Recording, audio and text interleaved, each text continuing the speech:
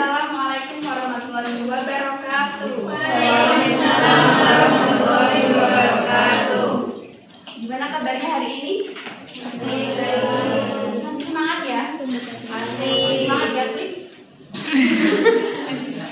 Jadi hari ini kita akan belajar mengenai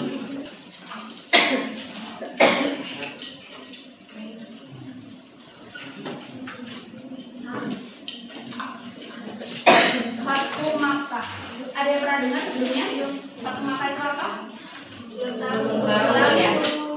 Oke, sebelum kita memasuki materi. Jadi Fathu Makkah itu adalah pembebasan atau penaklukan kota Mekah. Nah, tujuan kita memulai dari Fathu Makkah yaitu untuk pertama, kita bisa tahu apa aja sih sebab-sebab terjadinya peristiwa Fathu Makkah. Kemudian yang kedua, apa aja sih faktor keberhasilan dari peristiwa Fathu Makkah. Kemudian yang ketiga, apa sih hubungannya dengan haji wada. Nah, sebelum masuki materi, ibu ingin bertanya sama kalian, pernah nggak sih kalian bisa ini sama seseorang? Terus gimana respon kalian? Membalas atau ya udah deh nggak apa-apa? Ya udah deh. Balas ya? Balaskan kebaikan. Oh iya bagus. Nah, dari peristiwa ini kita akan belajar bagaimana kita meneladani sikap Rasulullah setelah peristiwa Fathu Makkah. Nah, awalnya itu kaum Quraisy itu kan bersekutu sama kaum Muslim ya.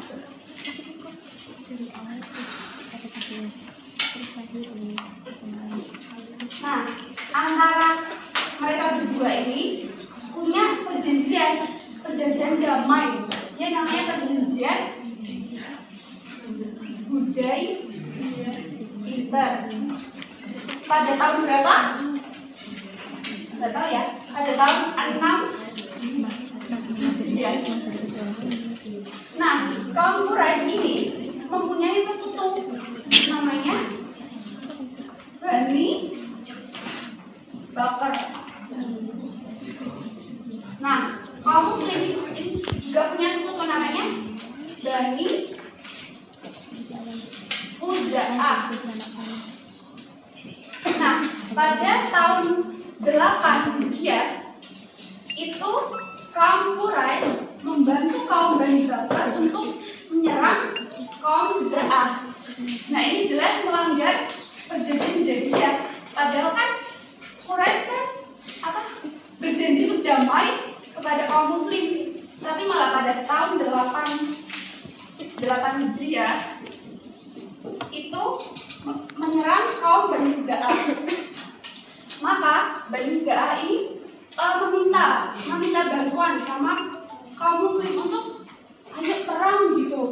Tapi Rasulullah tidak langsung mengiyakan, melainkan mengutus untuk ke kaum Quraisy menyampaikan 3 usulan.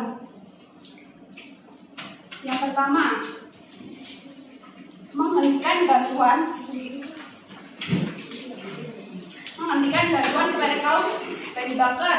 Yang kedua, mengganti semua kerugian atas jatuhnya korban Bani Khuza'ah.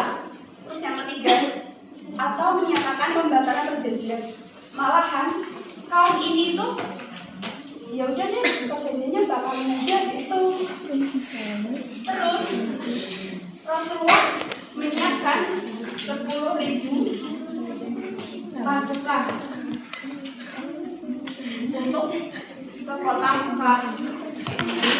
Tapi tujuan Rasulullah itu bukan untuk perang gitu loh, tapi ini loh umat Muslim gitu, dari buat dari sedekah gitu. Terus iya kan ini menuju kota Mekah ya, jadi umat Muslim itu membangun tenda-tenda gitu di kota Mekah. Nah, Rasulullah ini membagi strateginya itu membagi dari 4 arah. Jadi dari timur, barat, utara, dan selatan. Jadi kota Mekah itu terkepung. Kemudian Al-Abbas selaku pengikutnya Rasulullah itu bilang sama pemimpinnya kafir Quraisy, namanya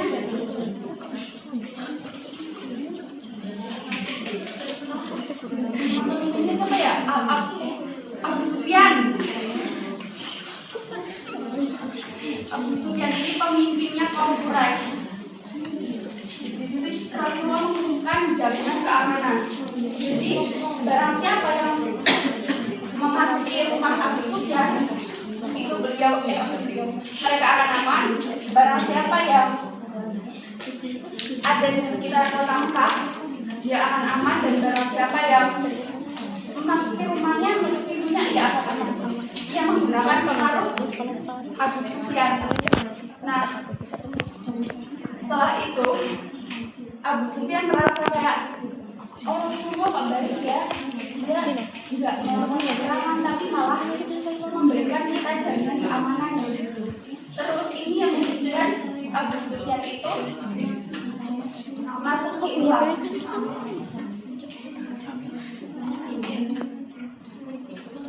Jadi 10 pasukan kita itu tidak jadi berperang, melainkan masuk ke kota Mekah dengan damai. Jadi tidak ada pertumpahan darah di kota Mekah. Nah, setelah itu Rasulullah memasuki Ka'bah, menghancurkan semua berhala-berhala, menghindarkan dari kemusyrikan. Kemudian pada tahun 10 Hijriah itu beliau melaksanakan Haji Wada. Ada yang pernah dengar apa itu Haji Wada?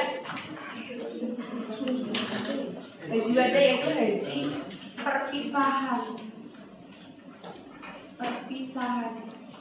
Kenapa dinamakan perpisahan? Karena itu merupakan haji terakhir yang dilakukan oleh Rasulullah.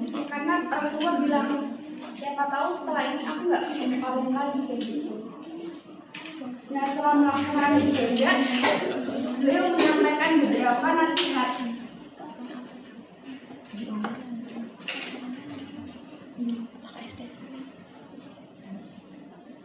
Apa aja sih nasihat beliau? Yang pertama yaitu larangan untuk menyakiti, kemudian larangan untuk riba, kemudian patuhilah pemimpin kalian, kemudian janganlah kalian menyakiti istri anak kalian seperti itu.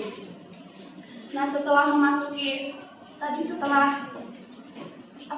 berhasil memasuki kota Mekah, menghancurkan berhala di Ka'bah, itu kan umat muslim berbondong-bondong untuk masuk Islam ya. Nah, Rasulullah itu tidak marah gitu, tidak membalaskan perbuatan yang kaum Mekah lakukan. Malah beliau itu yaudah deh, ayo kita bareng-bareng masuk Islam seperti itu. Beliau memaafkan, padahal dulunya pernah dicaci, dihina, disakitin gitu ya. Nah, sekarang coba deh kita renungkan, apa sih yang akan kita lakukan kalau kita disakiti orang lain? Akan membalas atau maafin? Ya. Nah, semoga kita dapat meneladani apa yang dilakukan, apa yang dicontohkan oleh Rasulullah SAW. Mungkin itu saja materi yang dapat saya sampaikan. Semoga bermanfaat. Semoga kita semua bisa meneladani yang dilakukan oleh Rasulullah SAW. Kurang lebihnya saya mohon maaf. Saya tutup materi pertemuan pada hari ini. Wassalamualaikum warahmatullahi wabarakatuh.